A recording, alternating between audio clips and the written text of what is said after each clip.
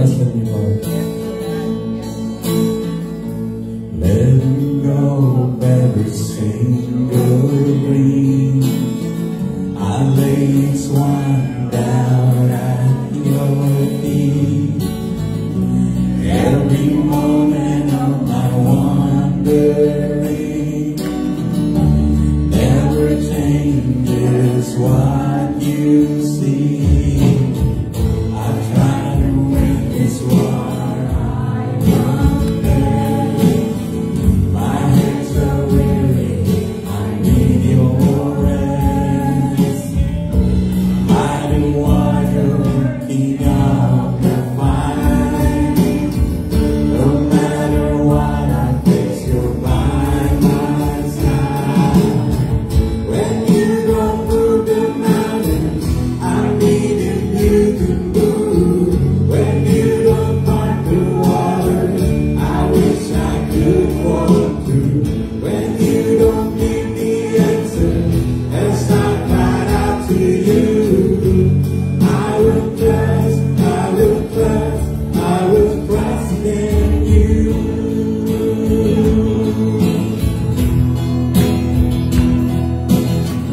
There is no what tomorrow brings. There's not a day ahead you have not seen. So when all things leave my life in red, I want what you want more than nothing less. When you don't move the mountain, I'm needing you to move. When you don't part the waters, I wish I could walk through. When you don't give the answer, as I cried out to you, I will trust, I will trust, I will trust in you. You are my strength and comfort. You are my steady hand. You are my firm foundation, the rock on which I stand. Your ways are always higher. Your plans are always new. There's not a place where I go you're not already stood. When you don't move the mountains, I'm needing you to move. When you don't part the waters, I wish I could walk through. When you don't give the answer, as I cried out to you, I will trust, I will trust, I will trust in you. I will trust in you. I will trust in you. I will trust in you.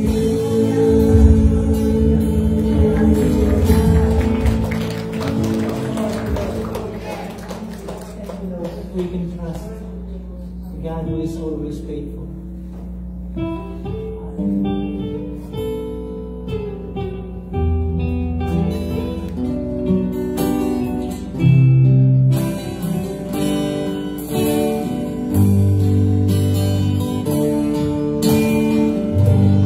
You are my strength when I'm weak.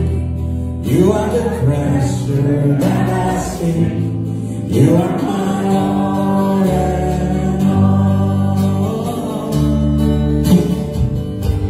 Seeking you as a precious jewel. Lord, to give up, I'll be a fool. You are my all and all.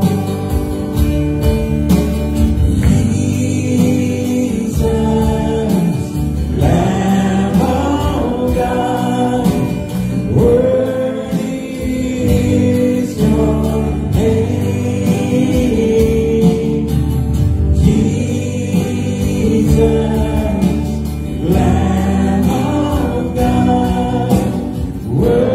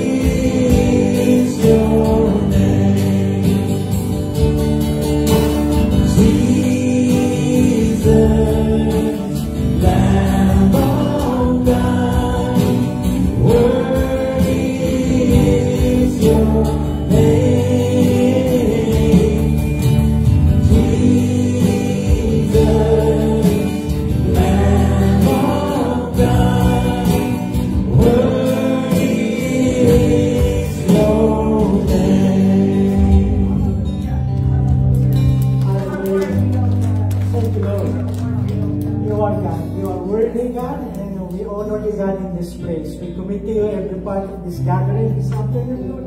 We pray for your blessing. We pray for your presence.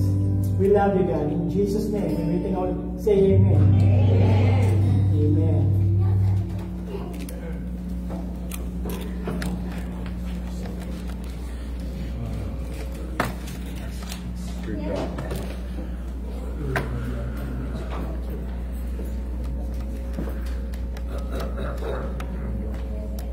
Good afternoon, good afternoon.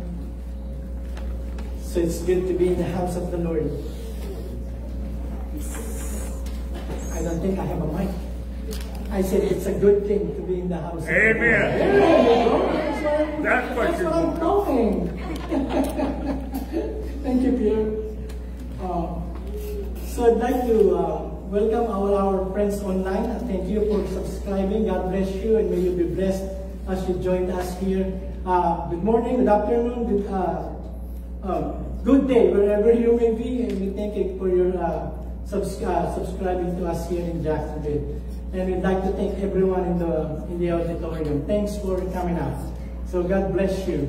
Okay. So we are continuing on the commandments of God.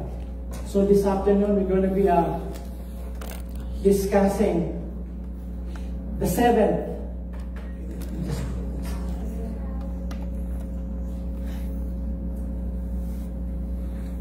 The seventh commandment. Okay, we've done the first six, and also the first one I did was the 10th. Thou shalt not covet. Now we are on the seventh commandment.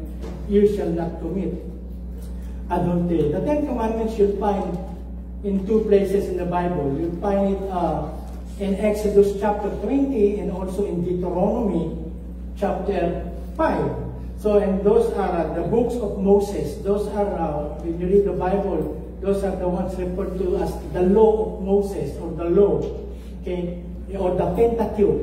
The Jewish people, the 5 books, Genesis, Exodus, Numbers, Leviticus, Deuteronomy, those 5 books are known as the Torah, or the Pentateuch. Penta means 5, Pentateuch, the 5 books.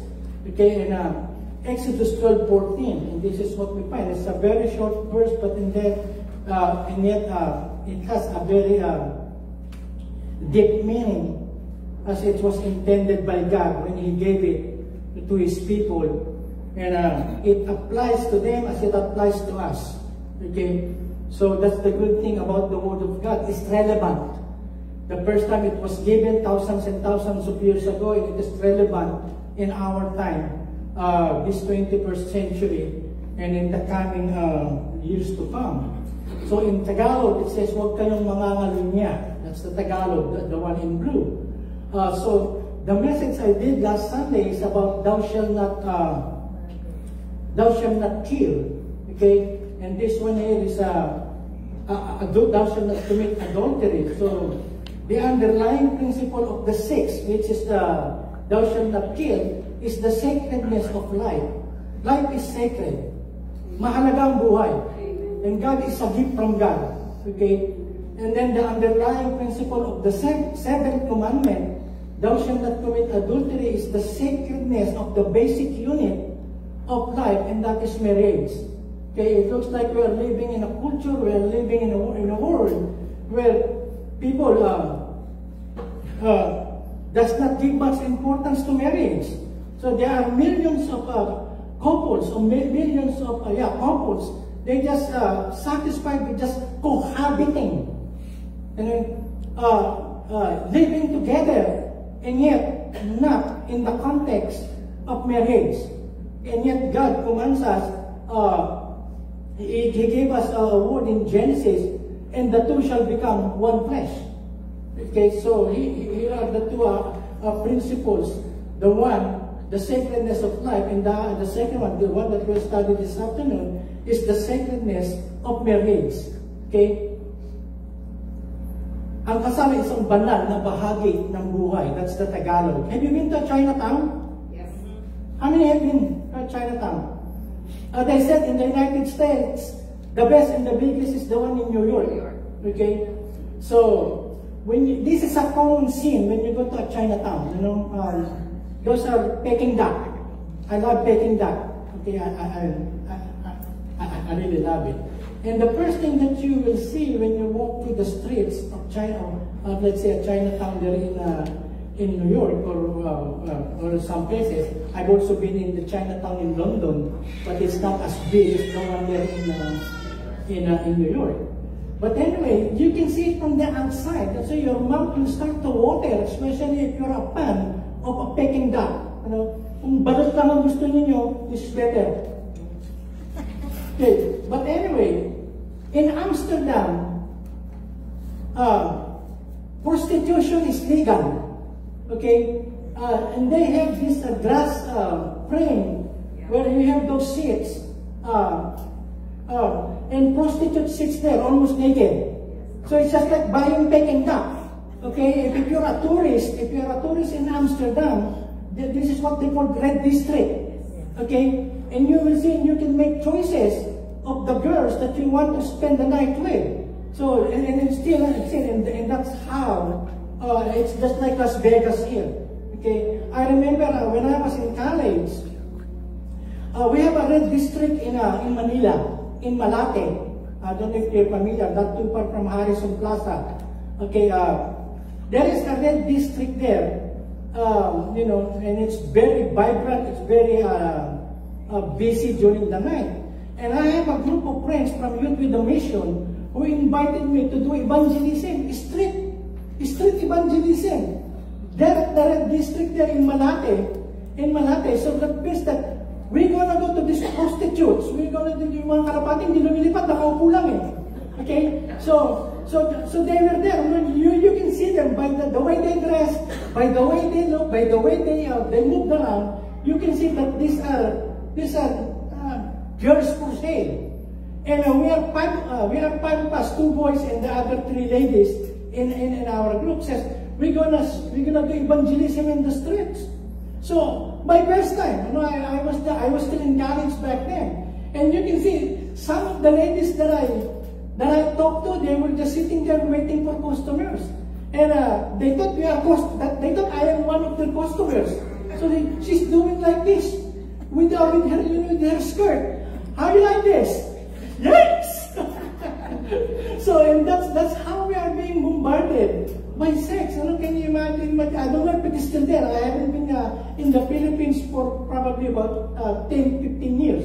Okay, so and then this is we are bombarded by this. Window brothels is what they call. Okay, window prostitution. You can pick up the girls that you want. Okay, so I suggest to you go other place than Amsterdam. Okay, there's a lot of nice places that you can go. Okay, so and then we have this in like we have this magazine. Okay, and this is a terrible thing. The first edition of this Playboy magazine came out in 1953, December of 1953, and the cover page is Marilyn Monroe. Okay, if some of you know her, she is known as a sex symbol. But anyway, the founder of this is Hugh Hefner. Okay, and she said this about sex. This is what he said. Why get all upset about sex? It's only a biological necessity like eating, drinking, and sleeping. Okay, so that's according to him, and we can read that later on in 1 Corinthians chapter 6. He said that's just a biological thing. It does not affect our spirit. It does not affect our soul. It does not even affect our eternity. But then there was a time in 1970 that the success of this magazine was on its peak. They said they're selling millions and millions of magazines every month from 1970, 71, and the year following. And 25% of their customers are mostly college students. They're making this Hugh Hefner is a pervert guy like Epstein.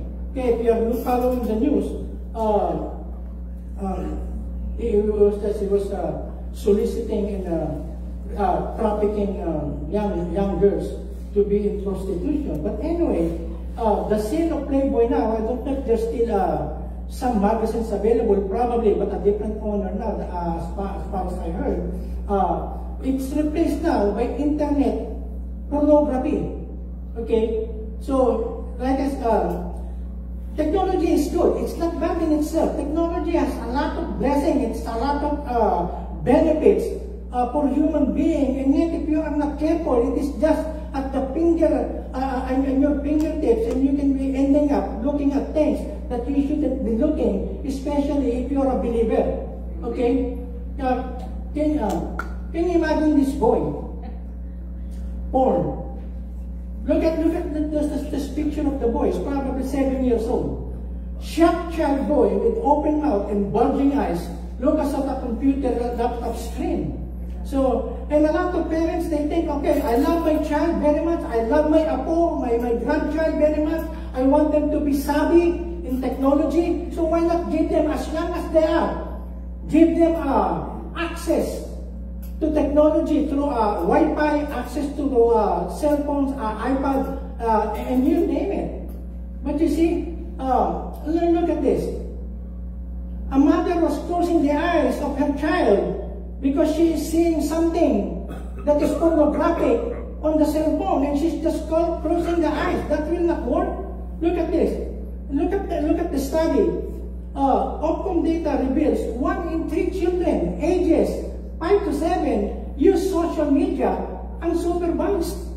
So how many times in a day that you see your grandson, your granddaughter, or your young children playing with their cell phone, and you don't even know?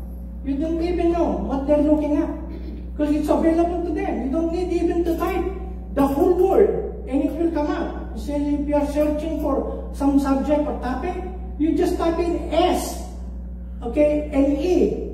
You don't even to add X, and right up it will bring you a list of what? Of sites, of websites that have something to do with pornography. Okay? I was at the library one time, a library here in 103rd. Okay, and I think Daniel, our youngest, and my Abigail, I think they're still in grade school. So I used to bring them to different libraries here in Jacksonville when they're doing their homework, their research. So I went to the kids section. Okay, the kids section is all the way down to the end of the library. And I saw two kids, two young kids, probably age 7 or 8 years old, two young boys. And they were giggling on whatever they are looking on the screen of the computer. So I walked around to behind it to see what they are giggling about. And you know what I saw? They have a game. They saw a game and they're playing with the game. It's a nude girl, nakahubad na babae. It's a nude girl. And then on the side of the nude girl are pieces of clothes. You know, like a panty, a short pants, a blouse, and a bra. So what the kids are doing, they're picking up with the cursor. You know the cursor? You pick it and then you pull it. So they're having fun. They're picking up the bra and putting it where it should belong, putting the panty where it should belong. These are 7 and 8 years old. And they said that in the library, they have a filter. They have a filter so that these young kids, young kids as they are, that they will not have the access. But still, you know, some of the websites, they're very smart. They can what?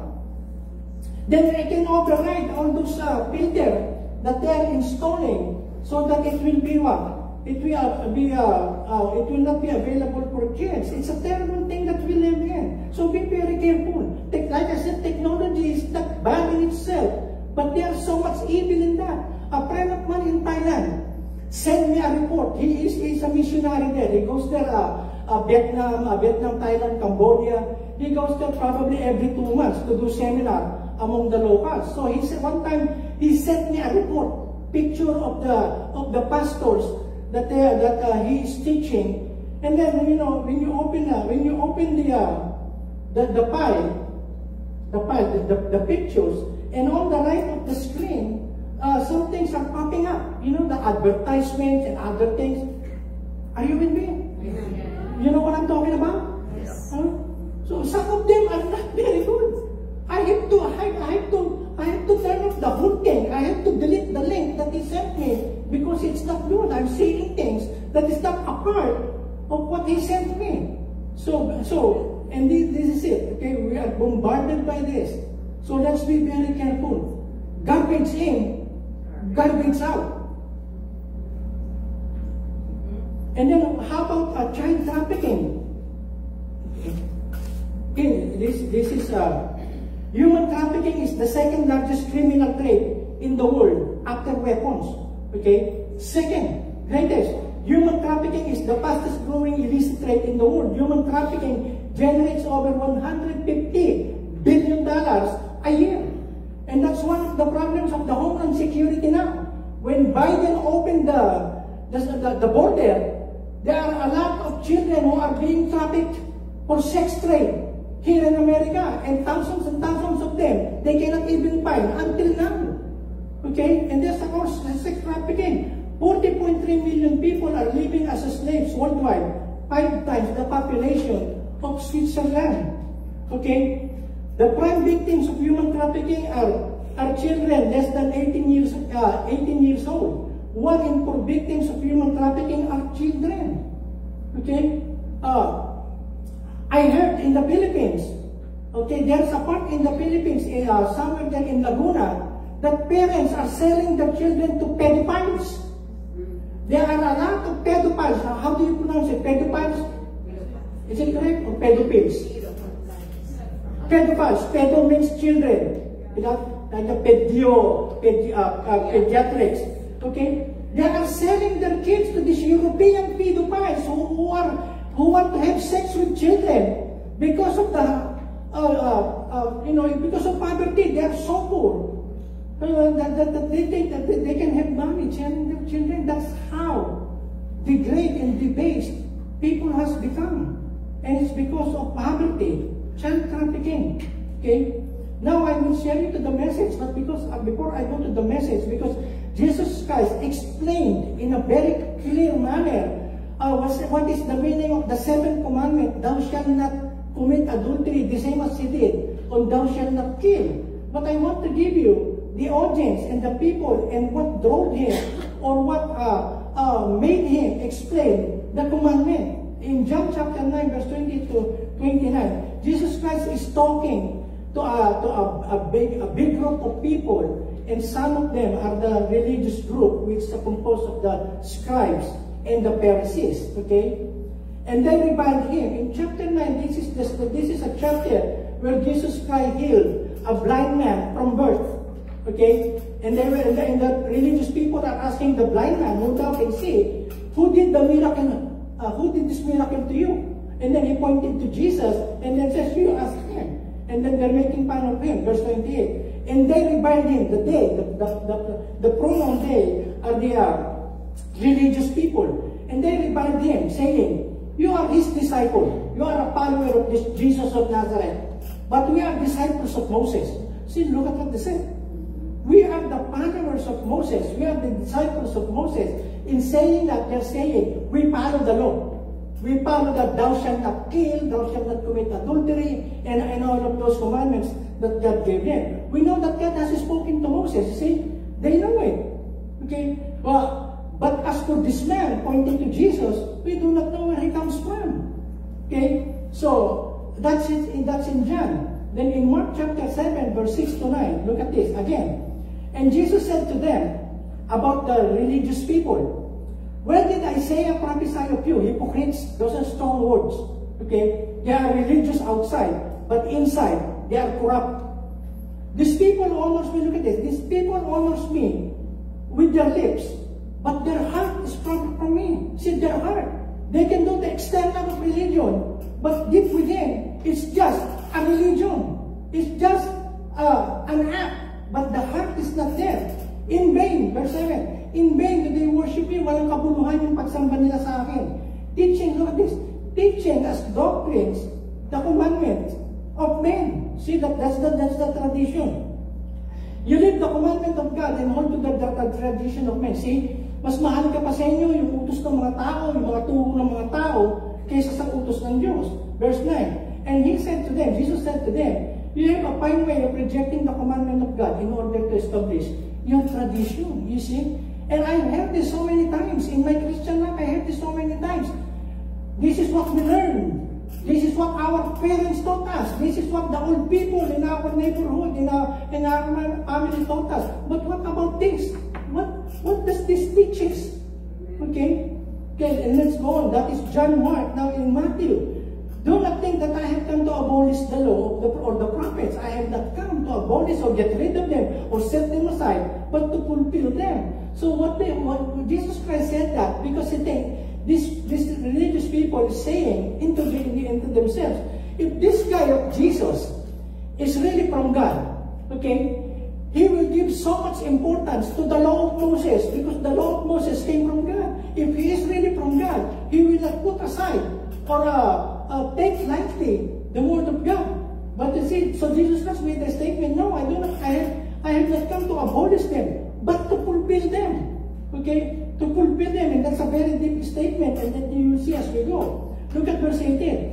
For truly I say to you, totoong sinasabi ko sa inyo, until heaven and earth pass away, not an iota, not a dot, will pass from the law until all is accomplished. In some translation, not an iota or a tittle, okay? And the iota is in the English alphabet is jot and tittle, can be described as representing the jot, the J-O-T. It's like our letter I, no? The smallest letter in our alphabet, also the smallest letter in the Hebrew alphabet. Now the tittle, the dot, yung tuldok o yung kuwit, is the lower, is the dot over the lowercase letters I and J, yung tuldok. So that's what he said. That's what Jesus Christ in that verse.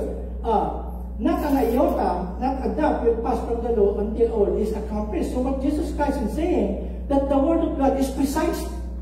It's precise to the smallest letter.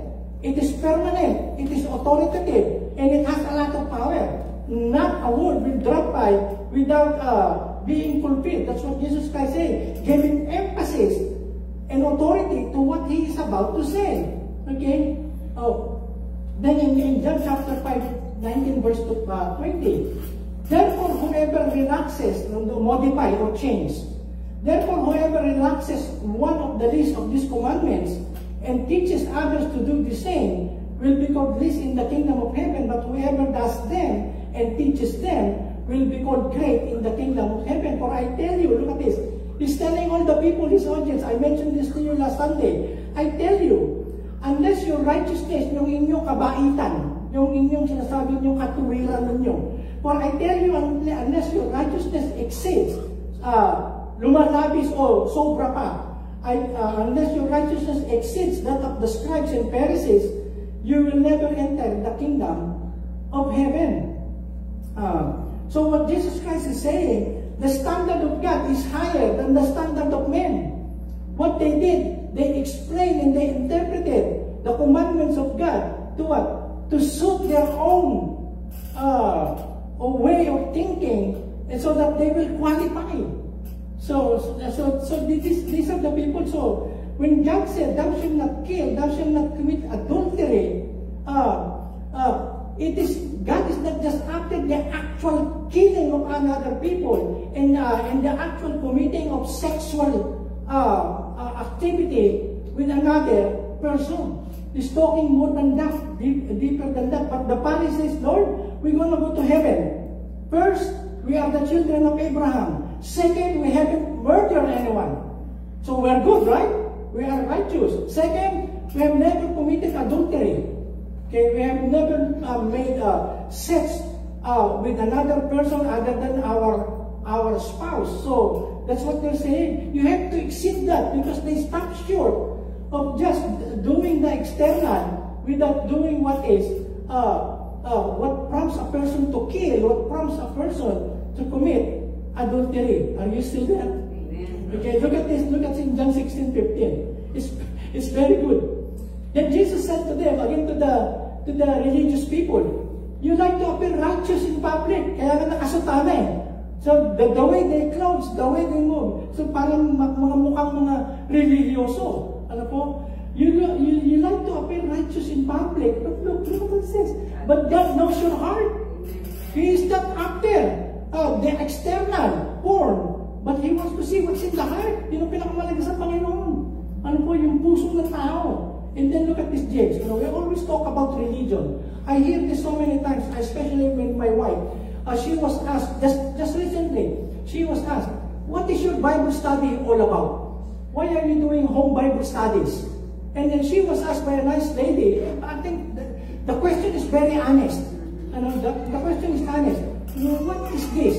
What kind of religion you have? That's the first question, especially in most of us Catholics. Hello?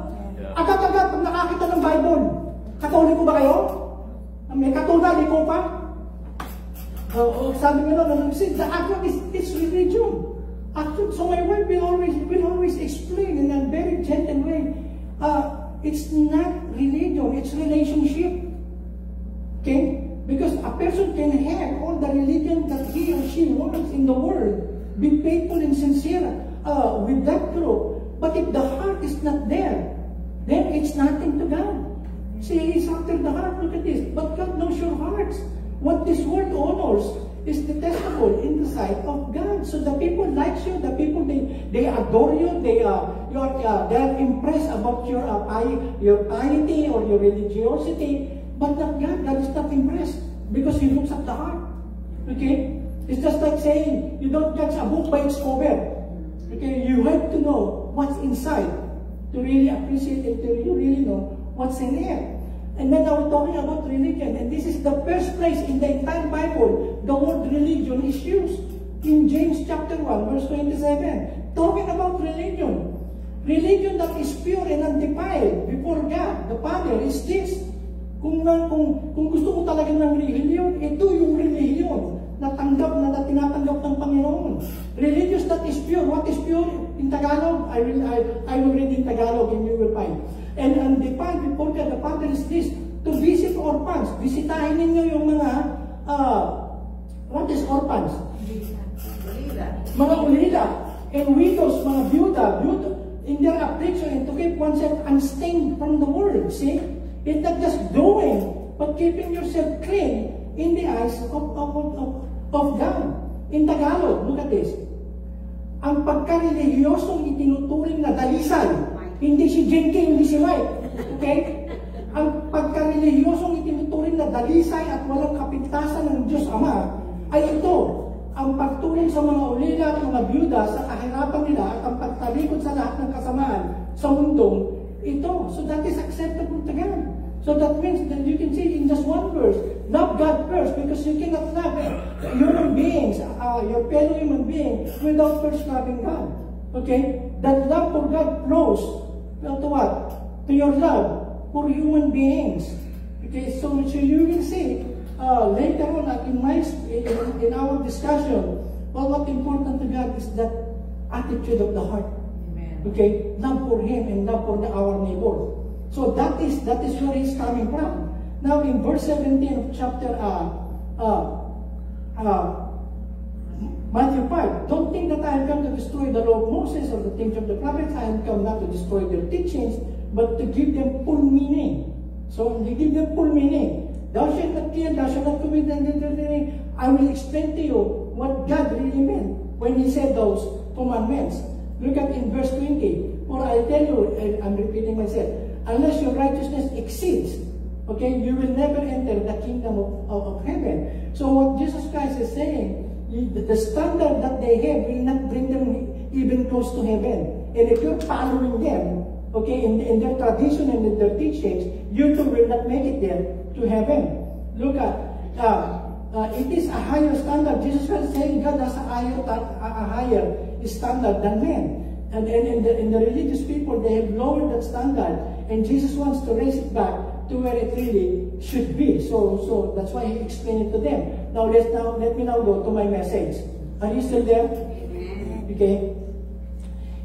This is His explanation of the seventh commandment. You have heard, narinig ninyo noon, sabi niya, you have heard that it was said, you shall not commit adultery. That's what you heard from your early teachers, your rabbinic teachers, your traditional teachers. He's not even talking about Moses when he said of old. He's talking about their teachers, their human teachers who interpreted to them the Ten Commandments, that as long as you're not killing anyone, you are hindi ka sumisiping sa hindi mo asawa, then you're good. You're not committing adultery, you're good.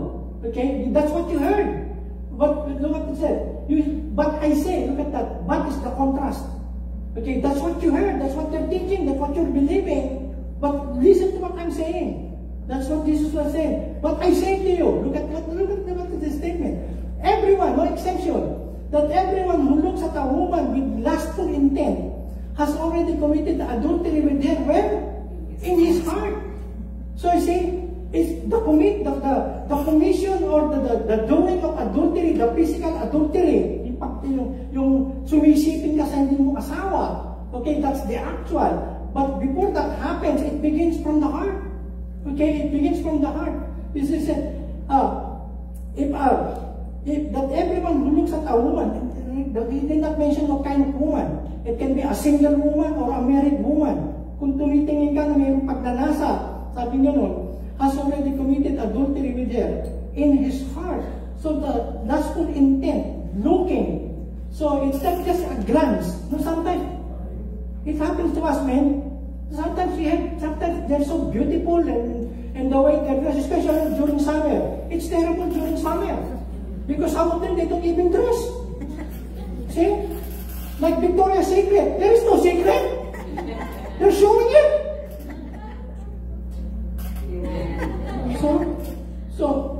Yikes, okay? So, if everyone that looks at a woman, that look there, that bird look, it's not just an accidental glance. Uy, ganda. No.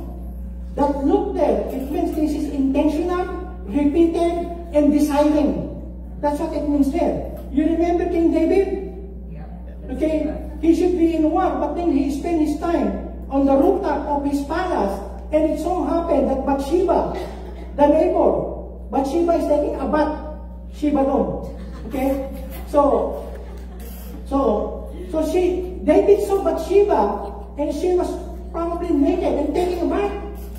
And after instead of David returning to his, because at the time he is married, in fact, to multiple wives.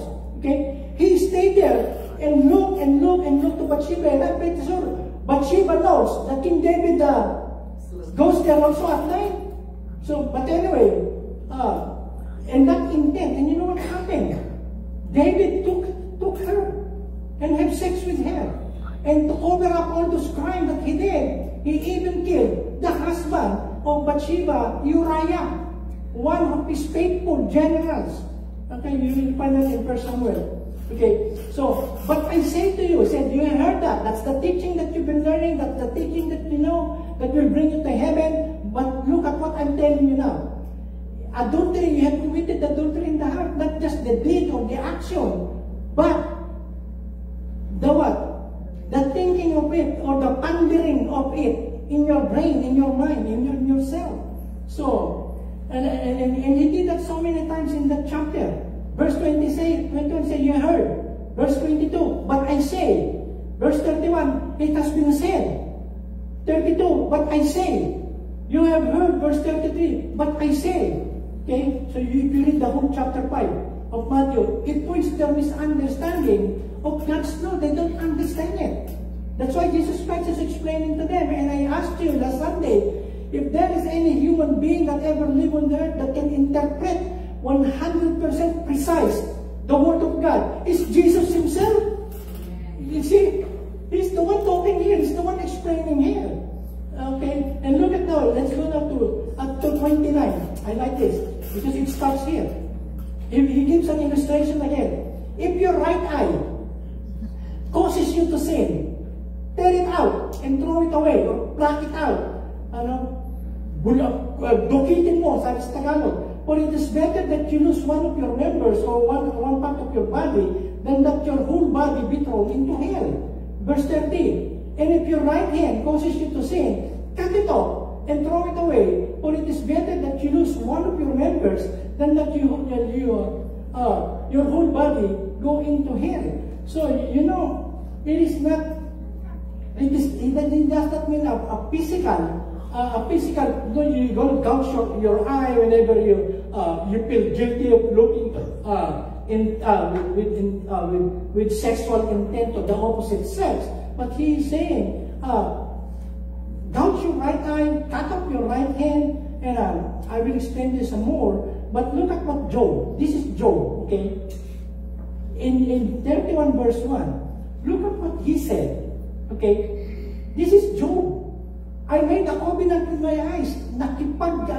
Nakipagkasundo ako sa aking mata. Ito. See? I made a covenant with my eyes not to look with the lust, with a young woman. Hindi ako titingin sa mga babae na mga, hello? At a young woman. Dahil meron na akong asawa, siya na lang ang titignan ko. Alam niyo ba si Livinia? Siya ang aking bituin, ng aking paningin. Siya ang musika ng aking tenga. Siya ang tibok ng aking damdamin at puso. Hello? Ipinangako ko sa aking sarili na hindi ako dalinolin pa sa Tagalog. Hindi ako titingin ng may pagnanasa sa isang dalaga. Sabi ni Job, this was written. In fact, the book of Job was written before the book of Genesis. So they believe that Moses is also the author of the book of Job. This is made a covenant. Okay? And then, let's go on and just looking at this. Jesus, our high priest, is able to understand our weaknesses. He said, understand, not tolerate. Okay? When Jesus lived on earth, nung siya'y nabuhay, he was tempted in every way. I mean, he was tempted also in sexual manner. No, maraming mga babae doon, even though the women back there are dressed, almost covered the whole body, the temptation is from within. You know, the eye is the window of the soul. He was tempted in every way. He was tempted in the same ways. Ways we are tempted, but he never sinned. He never gave up to the temptation of committing a bad thing because he is saying it. And this is Jesus. Now to the Jewish, okay, the right eye. Is it the right eye or the left? Okay. It depends on. So, hindi. Dinilulong ko yung left, pero I'm talking about the right eye. So, this our eye is the window of the soul, and then you can have, and then it is the imagination. See, that's why if you are looking intently on an object or on something or someone, then the imagination works. That's why the Playboy magazine, they made a lot of money because they cater to this adulterous desire of men, of human beings. Okay? That's why they made a lot of money. And I put this in the board so you will not miss it. The description of imagination, i-entertain natin what we entertain in our mind based on what we read, what we heard, and what we are seeing. Okay? Imagination is a God-given gift. It's God-given gift. If it is not there, and if it is there, then God created it. And the Bible tells us everything that God created is what? Is good. So imagination in itself coming from God is good. But look at this. Imagination is a God-given gift, but if it is fed dirt by the eye, it comes here. It will be dirty or sin. Not the least sexual sin begins with the imagination. Therefore, what feeds the imagination is of maximum importance in the pursuit of kingdom righteousness. So, yung tinititigan natin, yung mga mata natin. Now, and then the right hand, cut it off in the right hand. You know, to the Jewish people, they believe, this is what they believe, the Jewish people. The right eye, the right arm, and the right leg are the most important faculty in the human body.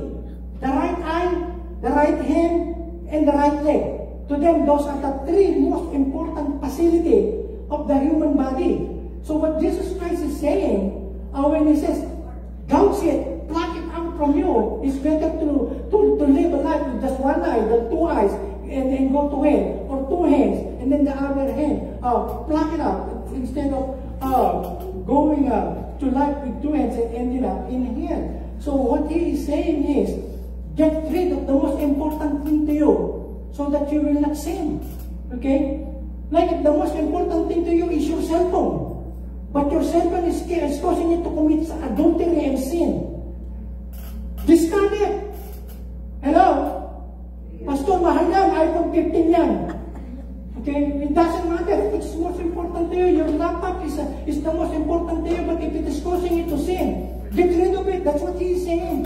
I know sometimes it's hard, but what he's saying, what is important to you that is causing you to sin, get rid of it. It is better for you not to have them than to have them and end up in hell. Hello?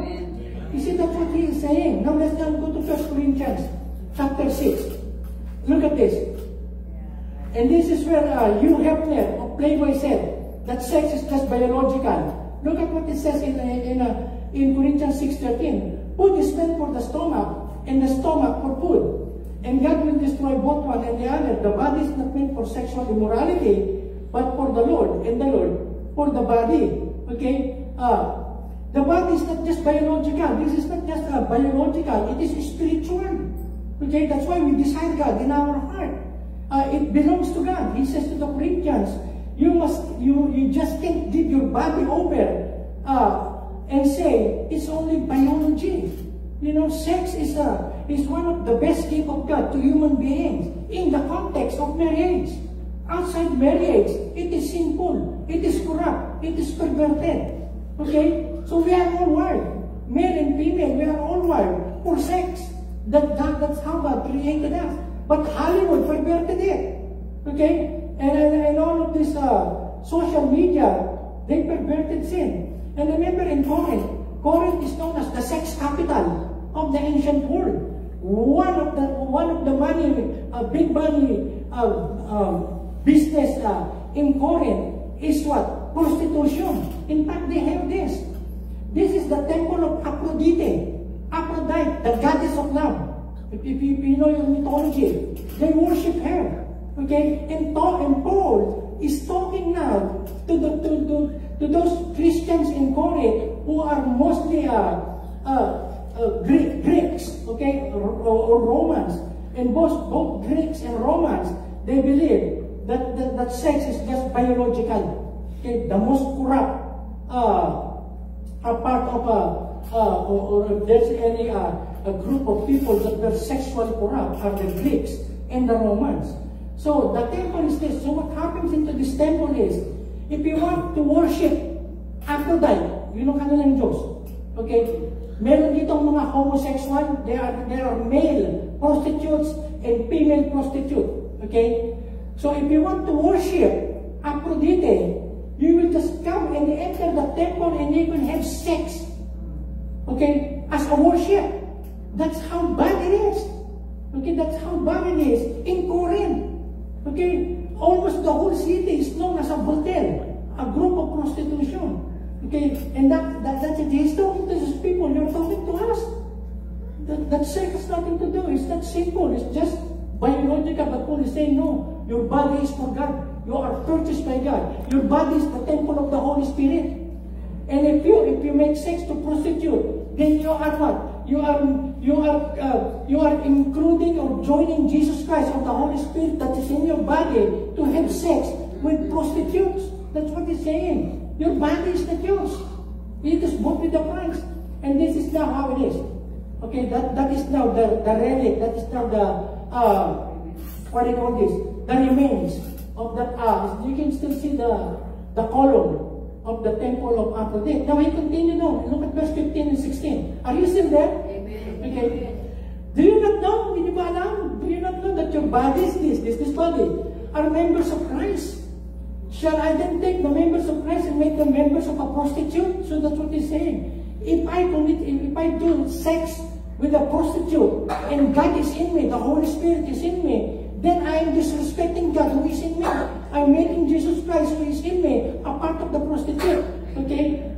Verse 16. Or do you not know that he who is joined, yung nakikipagtalik sa prostitute, who is joined to a prostitute becomes one body with her? You see, you become intimate. That's why the Bible tells us, and the two shall become one flesh. So marriage, okay? And that is the most intimate any man and woman can have in life. Do you not know that he who is joined to a prostitute becomes one body with her? For as it is written, the two shall become one flesh. See, nagiging isa sila. 17 and 18. But he who is joined to the Lord becomes one spirit with him. Flee, sabi niya. Tumakbo kayo. Okay, huwag kayo mag-stay doon. Flee. Tumakbo, sabi niya. Flee from what? Sexual immorality. In some translation, it's fornication. Okay, pornea. That's even a sexual behavior. Sex intercourse with somebody who is not your spouse. That's what it means. Flee from fornication or sexual immorality. That's why I begin with cohabitation. See, a lot of what do you call this? Man and woman, they call themselves girlfriend and boyfriend. They just cohabit. Okay, they just cohabit without regarding what God said.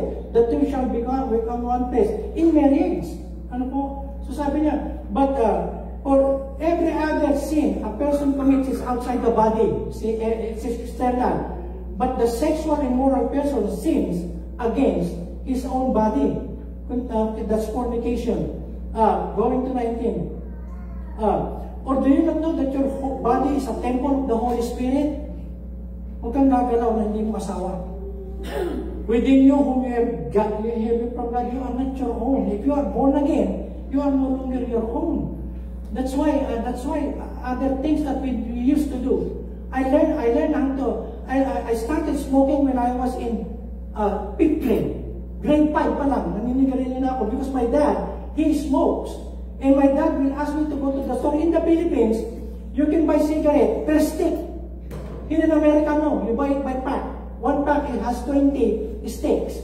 Okay. My dad will ask me, can you buy me 10? So, 10. So I will buy it. I buy it.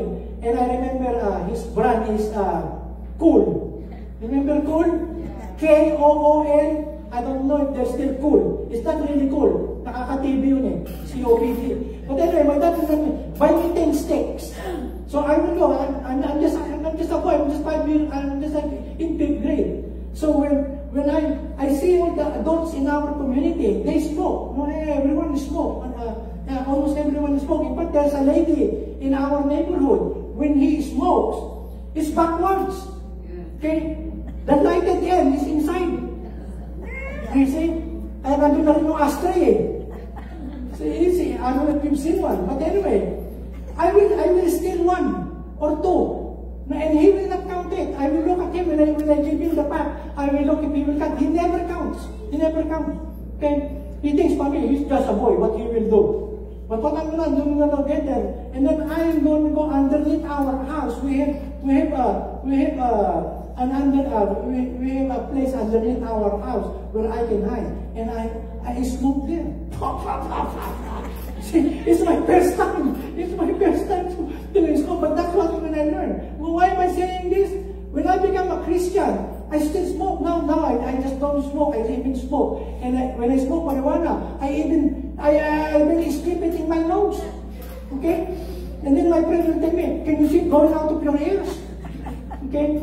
So, I'm telling you that's how I am. And then I found it in the Bible. Your body is the temple of God. Do not desecrate the temple of God. This is your body. Okay? This is not tinapa na pinauusukan. Hello? See, it's not a chimney. How many people after 35 years of smoking will say, look at me, I'm healthy. No, they're dying of COPD because they abuse the body. Hello? Someone says, no, I never smoke. How about alcohol? Okay? It says, if you buy a bottle of alcohol, what does it say in the label on the label? For external use only. External. Sa sugat lang. What people are doing? Iniinom. So now it becomes internal. Ayun, lasing. Sinapak yung asawa. Okay, see? So it's the temple of the Holy Spirit. Then you will say, I never smoke in my life. I never drink alcohol in my life. How about eating? Hello? The same thing. Gluttony is addiction. Hello? Kakakain lang o kumakain lang, pagkain na naman ang pinag-uusapan. When they're eating, they're saying, let's go to Max. So, if you will go to the press, glorify God in your body. Don't have stop it. Then in chapter 7, I'm about to finish. In chapter 7 of 2 Corinthians, that's why I asked you to read chapter 6 and 7. Now I will discuss the things he wrote me. They were asking him about sex, about being married or not being married, if it is okay to God. And he says, now I will discuss the things you wrote me about. You ask if it is better for a man not to have any sexual relations at all. So they're not going to the extreme. Okay? So Paul is not saying that sex is bad. What Paul is saying, sex is good in the context of marriage. But with prostitutes, or men with men, woman with woman, That's a no-no. Look at verse 2. But sexual sin is a danger. Okay? So each man should enjoy his own wife. See? Enjoy his own wife. And each woman should enjoy her own husband. Yun. Ano po? Yun. And the context of verse 2 has a context of within sex. Enjoy your wife. Enjoy your husband. And then in verse 3, the husband should give his wife what she deserves as his wife. And the wife should give her husband what he deserves as her husband. Verse 4.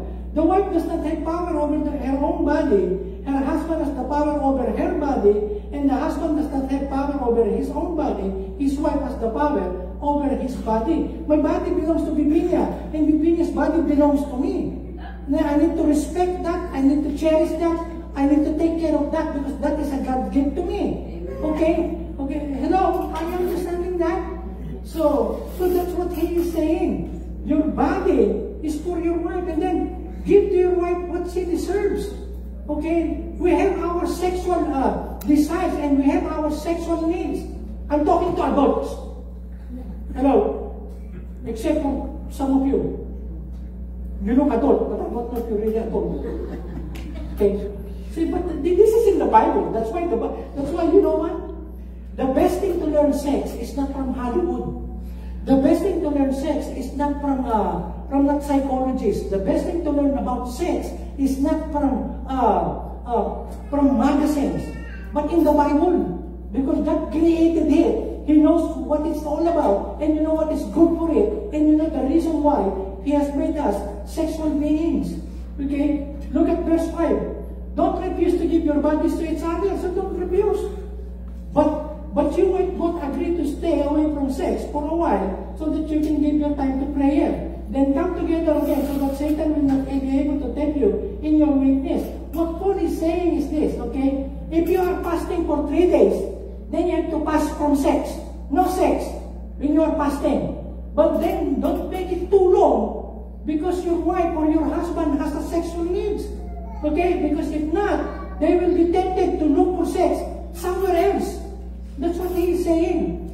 Okay? Just for a while. If you want to fasting also from sex.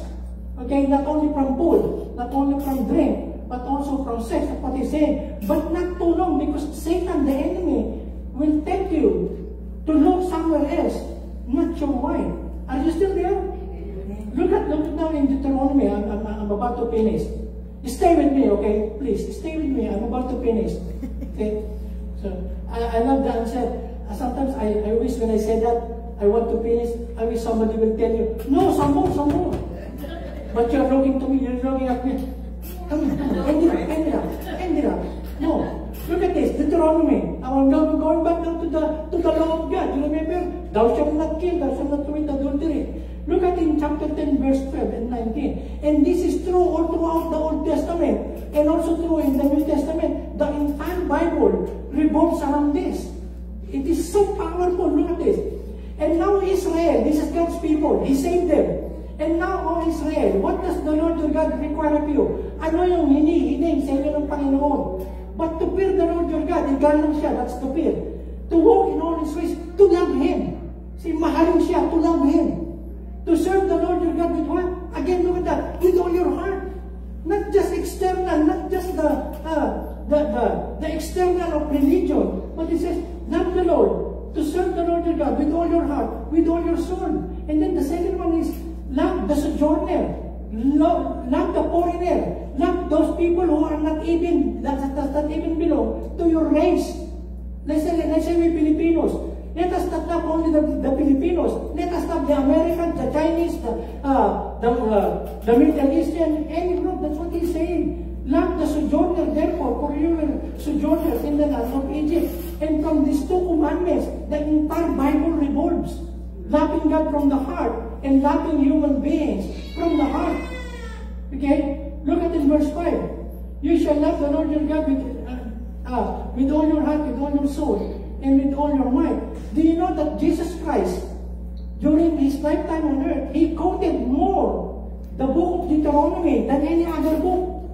It is written. The Apostle Paul, Peter, James, and John, they all quoted from the book of Deuteronomy because the book of Deuteronomy is the summary of the Gospel of Moses in the Old Testament. And the message of the Gospel in the Old Testament is love the Lord your God with all your heart, and then love one another, love all people from the heart. Okay? And then it says here, you said, teacher, which is the great commandment? Remember, they asked him, what is the great commandment in the law? Look at the response of Jesus. Jesus said to him, you shall love the Lord your God with all your heart, with all your soul, with all your mind. He's quoting from Deuteronomy. And then, this is the great and first commandment. And the second is like it. You shall love your neighbor as yourself. One of these two commandments depend on the law and the prophets. See, the entire law, the entire prophets, Isaiah, Jeremiah, Ezekiel, Nehemiah, they are all summarized in loving God with all your heart and loving other people with all your heart. Okay? So you're asking me, what does loving God and with all your heart and loving other people with all your heart has something to do with the Ten Commandments? Look at the Ten Commandments. These are the Ten. Can you, Mami, can you read? Okay? Look at this. It's all about loving God and loving other people. The first 4 commandments is how to love God. Okay? Look at this. You shall love no other gods before me. That is love. Is no yan. No other gods. Love is loyal, not that tapat. If God is only my love, then I will be true to Him. Okay, I will have no other gods. I will not worship any idol. I will not worship any replica of what I think God looks like. You shall have no other gods. So that is, love is loyal. And then the second one is, you shall not make idols. What are idols? See, love is faithful. I will be faithful to God. I will not put my affection and my worship and my adoration to any other thing, regardless of how they look like, how much they are, how much they cost. So I will not make anything because love is faithful. Now in verse 7 of Exodus 20, it says, you shall not take the name of the Lord your God in vain. So that means that love is reverent, love is respectful. I will not use the name of God in vain. Ano, katulad ng sinabi sa inyo the last time, OMG, Facebook, OMG, what does OMG means? Oh my God, I've been to Max Restaurant, it's very good, it's very good. Oh my God, look at that. See, just an expression of emotion. They use the name of God without even disregarding. You shall not use the name of God in vain. You are just happy because of crispy pata. Why use the name of God? Hello? Jesus. See? That is a name that is above every name. So the third commandment, you shall not take the name of the Lord your God in vain. That is love, is reverent, magalang, hindi bastos. Okay? Look at number 4. Remember the Sabbath day to keep it holy. That means set it apart. A day when you can worship God. I know you have a lot of other activities, other things that you have done to do. But when it is time to worship God, then set it apart. Sunday is being my God. I will come to His house and worship God on Sunday because I'm observing Sabbath and I love Him. And I've set apart that I've separated that day, just me and my God, and I will come to worship Him. Can you imagine if I say to Bibinya, I love you. But you know what? I got 3 more. Hindi mo alam, si Tiffany, si Mildred, at saka si Ambrosia. Can you imagine? That means I have never separated her as my one in a billion. Si Bibinya lang isa sa 8 billion na tao sa daigdig na inilaan ng Panginoon para sa aking puso. Ako ninyo, minsan sabi na, pagka naiiwanan kita, susunod ako. See, if you let me, I will drive you. See, that's yourself apart. Okay, and then it says, honor your father and your mother. Love is what? It's respectful. It is not rude. Remember, your first neighbor is not the person living on the other house. Your first neighbor are your parents. Amen. Am I right? When you are born in this life, the first neighbor that you are related to are your parents. And it says the Bible, honor them, respect them, give them the due. That is for them. So love is respectful. Hindi bastos. Hello? Like I said the last time, we are living in a culture. Can you imagine? They don't respect policemen, they don't respect teachers, they don't respect authority. I have some in-laws. They cannot call my mom their mom. Okay, they call my mom by her name. Gusto kong batong kami.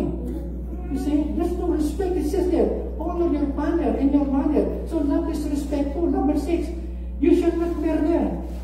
So love is humane. If you love somebody, you will not take their life. If you love somebody, you will not even think to hurt them. That's why it's about love. It's all about love. The 10 Commandments is all about love. Love for God and love for people. See? And then the number 7, you shall not commit adultery. Love is pure. Okay? Dalisay ang pag-ibig. Ano po?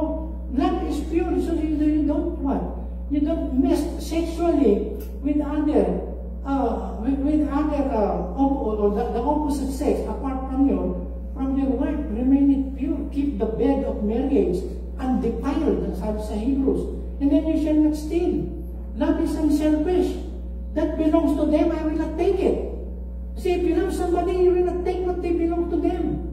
So love, when it says you should not steal, then love is unselfish. It belongs to them. I'm happy they have it.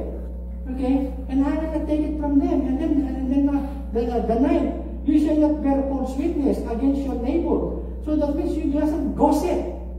Okay? That's the other meaning of that. Because you know what? Love is truthful. I will not tell a story about some people that is not true, that will be to their defamation, or that will make them look ugly, sound ugly with the other people because of the word and the story that I'm telling that is not even true about my neighbor. So love is truthful. Kung ano lang yung tama, yun ang sasabihin ko. Hello? So see, and then the last, you shall not covet. Love is contented. I'm content with what God has blessed us. If God has blessed us with a 1976 Toyota Corolla, then I will not covet our neighbor's Lexus. I will just be happy that they have a wonderful car, a luxury car, a reliable car. I'm so happy with them. But for me, to always think that I want to get it. I want to get what they have. I want to have what they have. You see, and that's coveting. But that is what? It's contented. I'm happy with what I have. That's not saying that you will not upgrade yourself. Okay, it's just saying, be content. Be content with what you have. I will continue next Sunday. Okay? And I will end up with this. Okay? A husband and wife celebrating their silver anniversary. How many years is silver? 25 years. So they decided, let's do it in a ranch. Okay? Let's do a horseback riding that like we enjoyed when we were doing our honeymoon. Let's do again our honeymoon. And let's do a horseback riding. So the woman ride first on the horse, and the horse stood up, and the wife fell on the ground, and the woman pointed to the horse. This is your first time, okay? And then she rode again, and the horse did again, and she fell, and the woman said, "That is your second time, okay?" And then she rode again, and she fell again the third time, and the woman pulled the gun and shot the horse. Okay? And when the husband saw that the wife shoot the horse and kill the horse, he shouted to the wife, "What in the world you do that? You killed the horse!" And the wife looked to her husband. That's number 1.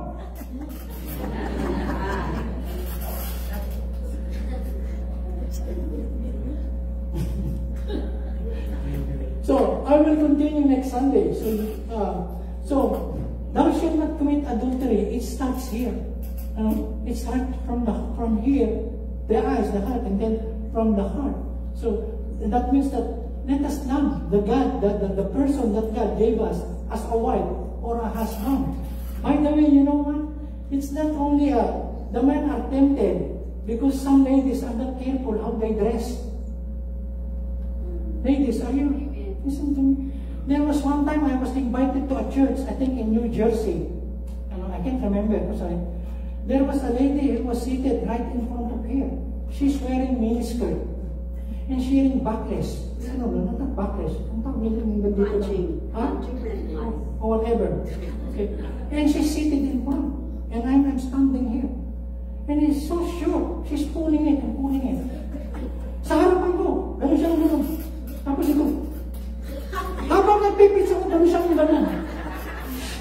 Ay, hindi niya makatingin niya yung you? I'm always looking there. And I cannot tell you, I'm just a visiting pastor. And I cannot tell him, Pastor, can you move him somewhere else? Bring him to Sunday school. It's distracting me.